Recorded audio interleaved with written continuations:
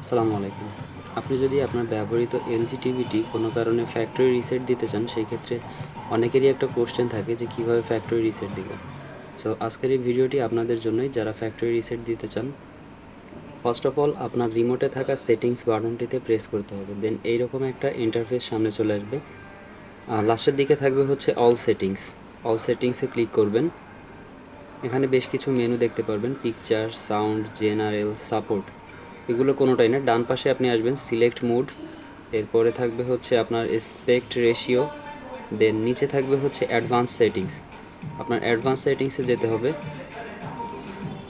এখানে আপনার কিছু অপশন আছে, ব্রাইটনেস, কালার, দেন লাস্টে আছে হচ্ছে আপনার রিসেট। রিসেটে প্রেস করলে আপনি এখানে ইয়েস বা নো যে কোনো একটা অপশন পাবেন। তো আপনি যদি রিসেট করতে চান তাহলে ইয়েস দিবেন। ইয়েস দিলে আপনার টিভিটি নতুন করে আবার ফ্যাক্টরি রিসেট হবে। সো আপনার যেটা করতে হবে, পরবর্তীতে আবার নতুন করে টিভিটাকে সেটিংস করে অন করতে হবে।